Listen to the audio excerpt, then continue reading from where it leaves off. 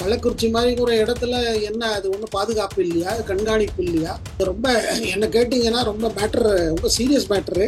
இதுல என்ன ஒரு பிரச்சனை வரும்னா திருப்பி திருப்பி இதுல அதிகாரிகள் என்ன ஊழல் காரணமாக இதெல்லாம் கண்டுக்க மாட்டாங்களா, இல்ல போலீஸ் அதிகாரிகள் மீதும் தோல்வி வருது? அந்த மாவட்டத்துல என்ன நடக்குது, அதை ஏன் இதை இது பண்ணல? அண்ட் இத்தனை பேர் சாகுறாங்கன்னா எவ்வளவு பெரிய விஷயம் இது.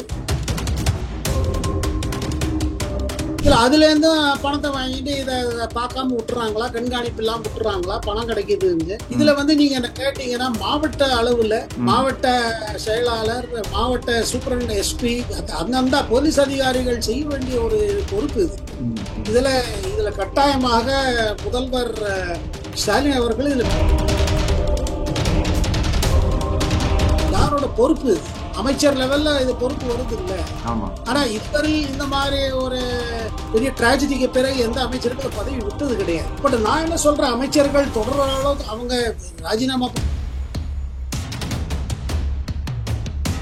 அதாவது நம்ம சொல்றதுக்கு குடியை கெடுக்குங்கிறோம், பெரிய பெரிய கொள்கைகளை பத்தி பேசுறோம் இல்ல, நம்ம பெரியாரை பத்தி சொல்றோம், பெரியாரோட கொள்கை அப்படின்னு. இதுல குடிப்பழக்கத்துக்கு வளர்க்கறதுக்கு என்ன காரணம்? அதுல ரெவென்யூ வருதுன்னு இது பண்றோமா? என்ன கேட்டீங்கன்னா இது நல்லா முடிச்சுக்க வேண்டிய நேரங்க. பாருங்க, இதுல 2 பெண்மணிகளும் இதுக்கு இதாயிருக்காங்க, பலியாயிருக்காங்க. இவங்க என்ன பண்றாங்க, கள்ளச்சாரை எதெல்லாமோ கெமிக்கல் எது அது என்னெல்லாமோ போட்டு காய்ச்சுவாங்க அந்த இது வரதுக்காக. இந்த ஃபெர்மெண்டேஷன் சொல்லுவாங்க, அது வருது. அதுல பாத்தீங்கன்னா அதுல பாய்சனே வந்துடுறது இல்லைங்க, அது விஷம் தான். அது ஒரு விஷம் ஒரு அளவுல அதிகமாக போது அடிச்சிருது உயிரை. அதை பாஜக ஆட்சி பண்ற மாநிலமா இருக்கட்டும், இல்ல அந்த மாதிரி மேட்டர்ல தான் அவங்க வாய் திறப்பாங்க. அந்த மேட்டர்ல இதுக்கு நான் கேட்கிறேன், தமிழ்நாடு காங்கிரஸ் தலைவர்கள் இதை பத்தி முதல்ல சொல்லட்டும். தமிழ்நாடு காங்கிரஸ் தலைவர்கள் தனியா போகணும் எல்லாம் பேசுறாங்க, தனியாக இனிமே அரசியல் செய்யறதுக்கான தயார் பண்ணிக்கணுங்கிறாங்க. அவங்க முதல்ல குரல் கொடுக்கட்டது. ஆனா கொடுப்பாங்களா? எனக்கு அவ்வளவு தோணல. காரணம் பாருங்க, அரசியல் அவ்வளவு ஈஸியா கூட்டணிக்கு பயந்துட்டு பேசாம இருப்பாங்க.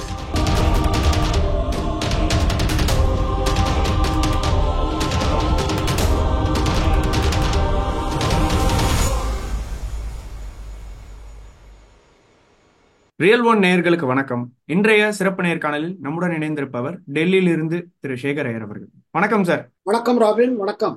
எப்படி இருக்கீங்க சார்? நல்லா இருக்கேன் ராபின். கள்ளக்குறிச்சியில பாத்தீங்கன்னா சாராயம் குடிச்சு கிட்டத்தட்ட 32 பேர் உயிரிழந்திருக்கிறாங்க. இதுல குறிப்பா பாத்தீங்கன்னா 2 பெண்கள் உயிரிழந்திருக்கிறாங்க சார். இந்த விஷயத்தை நீங்க எப்படி சார் பாக்குறீங்க? இது ஒரு பெரிய அரசு தரப்புல இருந்து ஒரு பெரிய ஒரு இது காமிக்குது இல்ல, ஒரு ஃபெயிலியர் அது. பாருங்க, அது கள்ள சாராயம் குடிச்சு சாகணும்னா அது தமிழ்நாட்டுல அதுவும் உங்களுக்கு நல்ல சாராயமே பல இடத்துல கிடைக்குது, ஒன்றும் பிரச்சனை இல்லை. அப்படி இருந்தும் கள்ள சாராயம் விற்பனை ஆகுது, அதை ஏன் அதிகாரிகள் தடுக்க முடியல? அண்டு கள்ளக்குறிச்சி மாதிரி ஒரு இடத்துல என்ன அது ஒன்றும் பாதுகாப்பு இல்லையா, கண்காணிப்பு இல்லையா? ரொம்ப என்ன கேட்டீங்கன்னா ரொம்ப மேட்டர், ரொம்ப சீரியஸ் மேட்டரு. இதுல என்ன ஒரு பிரச்சனை வரும்னா திருப்பி திருப்பி இதுல அதிகாரிகள் என்ன ஊழல் காரணமாக இதெல்லாம் கண்டுக்க மாட்டாங்களா, இல்ல போலீஸ் அதிகாரிகள் மீதும் தோல்வி வருது? அந்த மாவட்டத்துல என்ன நடக்குது, அதை ஏன் இதை இது பண்ணல? அண்ட் இத்தனை பேர் சாகுறாங்கன்னா எவ்வளவு பெரிய விஷயம் இது. அது இது பாருங்க, டாஸ்மாக் கடை எல்லா ஊர்லயும் இருக்குது, எல்லா இடத்துலயும் இருக்குது. அப்படி இருக்கும் பொழுது இந்த மாதிரி ஒரு சம்பவம் நடக்கணும்னா ஒண்ணு அதை விட ஒன்றும் மலிவா விற்கிறதுன்னு குடிச்சிட்டாங்களா, இல்ல எப்படி இது பண்ணாங்க? இது மூற விவரம் நமக்கு தெரிய தெரிய இன்னும் நமக்கு அதிர்ச்சி தான் அதிகமா போகுது. இது பாத்தீங்கன்னா சார், முறையா தமிழக வெற்றி கழகத்தின் தலைவர் விஜய் அவர்கள் இந்த சம்பவத்துக்கு காரணம் தமிழக அரசு தான் காரணம்னு அவர் கடுமையா சொல்லியிருக்கிறாரு. இந்த விஷயத்தை எப்படி சார் பாக்குறீங்க?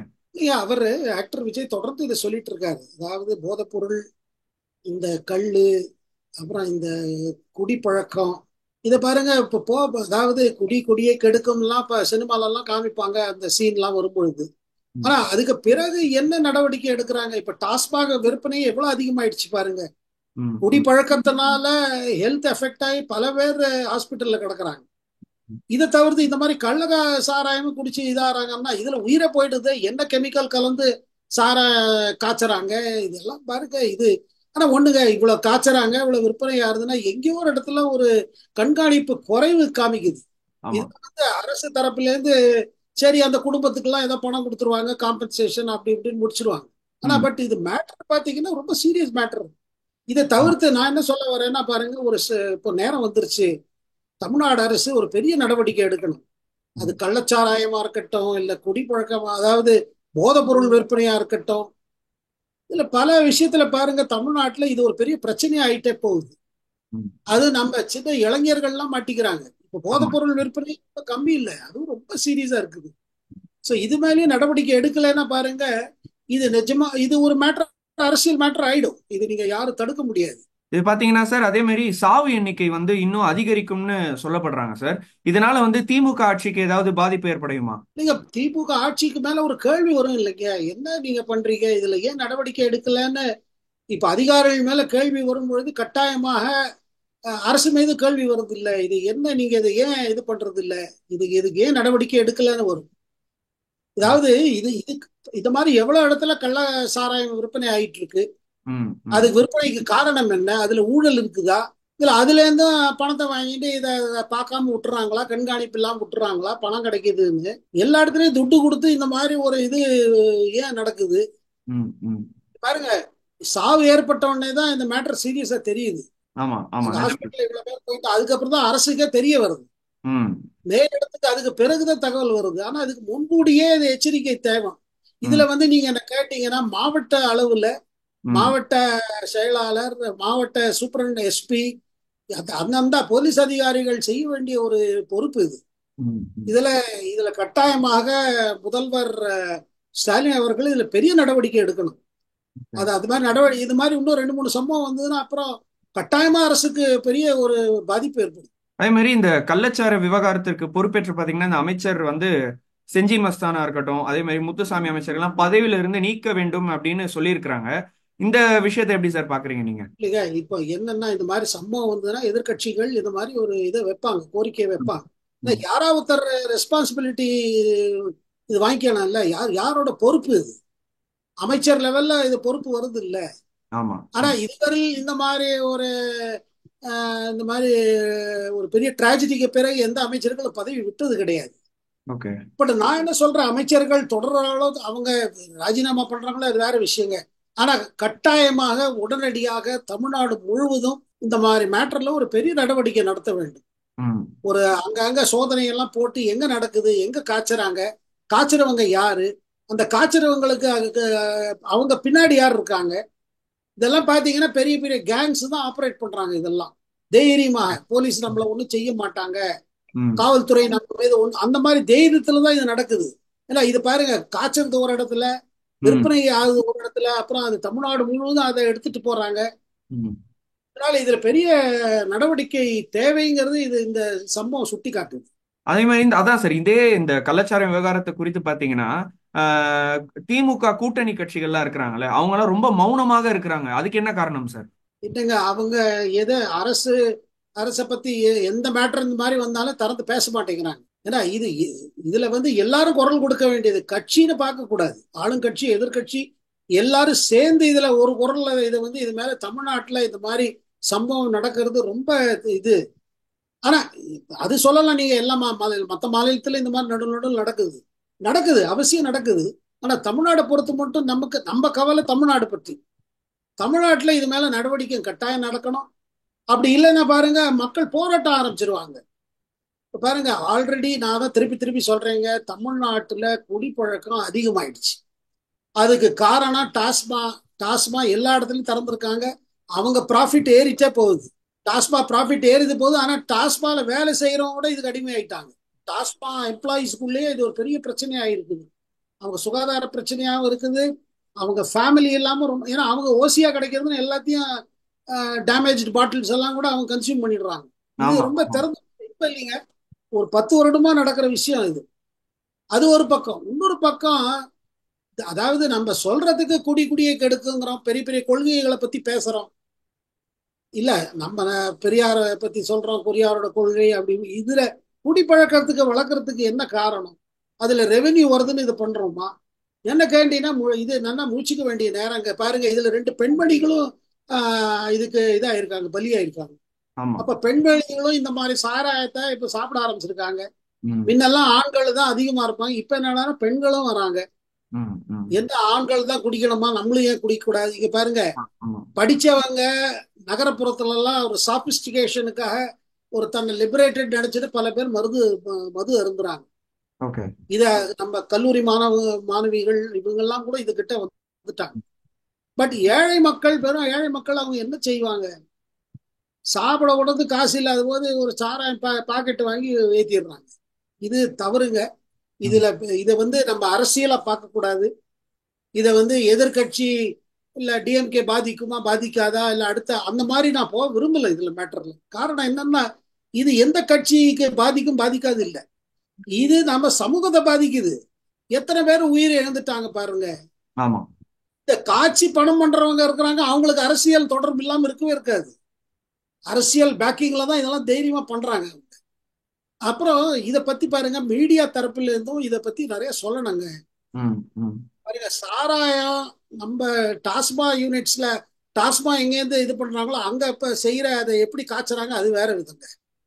இவங்க என்ன பண்றாங்க, கள்ளச்சாரம் என்னெல்லாமோ கெமிக்கல் எது அது என்னெல்லாமோ போட்டு காய்ச்சுவாங்க அந்த இது வரதுக்காக. அந்த ஃபெர்மெண்டேஷன் சொல்லுவாங்க பாருங்க, அது வரதுக்கு. அதுல பாத்தீங்கன்னா அதுல பாய்சனே வந்துருது இல்லைங்க. அது விஷம் தான். அது அது ஒரு விஷம் ஒரு அளவுல அதிகமாக போது அடிச்சிருது உயிரை. அதனால் ராபின், நம்ம இதை ரியல் ஒன் தரப்புல இருந்து சரி, என் தரப்புல இருந்து சரி, நேயர்கள் தரப்புல இருந்து சரி, இதுக்கு ஒரு பெரிய கால் கொடுத்து இதுக்கு ஒரு பெரிய இது வாய்ஸ் கொடுக்கணும் நம்ம. ஏன்னா இது ரொம்ப மோசமா போயிட்டு இருக்கு. இந்த குடி பழக்கம் நிஜமாவே குடியை கெடுக்க ஆரம்பிச்சிருச்சு.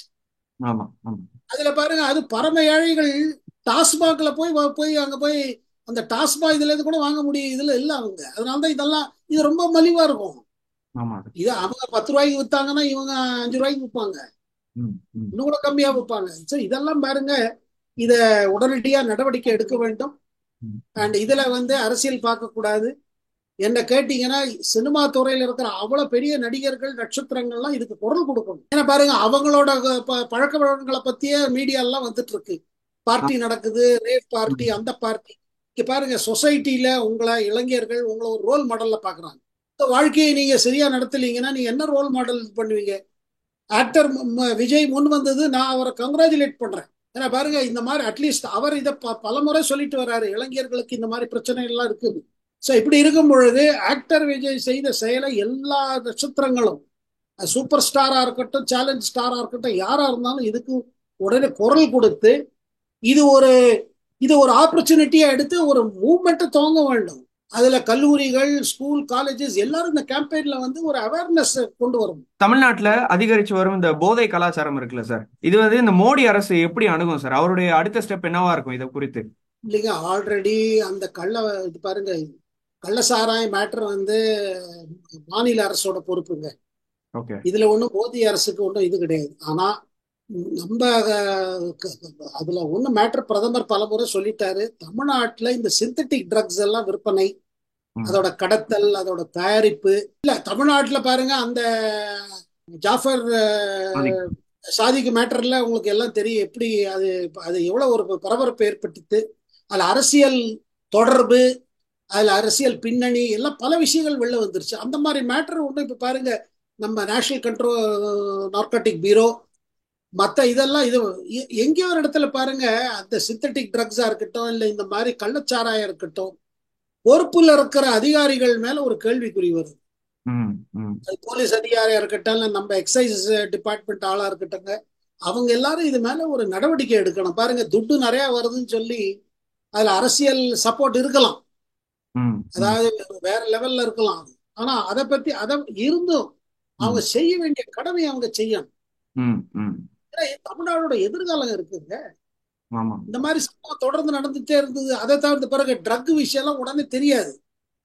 யாரா அதிகமாக ட்ரக் சாப்பிட்ட பிறகு இறந்து போனா உண்டு. ஆனா அதுக்கு அடிமை ஆயிடுவாங்கல்ல நம்ம சின்ன பிள்ளைகள்லாம். பெண்ணா இருக்கட்டும், எல்லாரும் இதுக்கு அடிமையாறாங்களே. இதுக்கு கவுன்சிலிங்க நடக்கணுங்க. இது கவுன்சிலிங், கட்டாயம் கவுன்சிலிங் செய்யணும். அந்த ஸ்கூல்ல, காலேஜ்ல அவேர்னஸ் கொண்டு வரணும். அதான் இந்த கள்ளச்சாராயம் குறித்து பாத்தீங்கன்னா சாவு எண்ணிக்கை அதிகரிச்சு கொண்டே இருக்கு. இந்திய அளவுல பாத்தீங்கன்னா பெரும் பரபரப்பை ஏற்படுத்தி இருக்குன்னு சொல்லலாம். இதுல இந்திய கூட்டணி தலைவர்கள் யாரும் கருத்துக்கள் எதுவும் பதிவு செய்யல. குறிப்பா ராகுல் காந்தி அவர்கள் இது கண்ணுக்கு தெரியலையா அப்படின்ற ஒரு கேள்வி இருக்கு சார். என்னங்க ராகுல் காந்தி என்ன, அவர் ஏதோ ஒரு இதுல இருக்காரு. அவர் இப்போ 52ல 99 போயிடுச்சு. இப்ப காங்கிரஸ் ரொம்ப வளர்ந்துருச்சு, இன்னும் அடுத்தது மோடி அரசு இன்னைக்கு நாளைக்கு இருக்கும் போயிடும், அந்த மாதிரிலாம் அவர் கற்பனை காண ஆரம்பிச்சிட்டாரு. ஓகே. அவர் வேற ஒரு உலகத்துல இருக்காரு. அதாவது இன்னொன்னு பாருங்க, இந்தி கூட்டணி இருந்த அத பாஜக ஆட்சி பண்ற மாநிலமா இருக்கட்டும், இல்ல அந்த மாதிரி மேட்டர்ல தான் அவங்க வாய் திறப்பாங்க.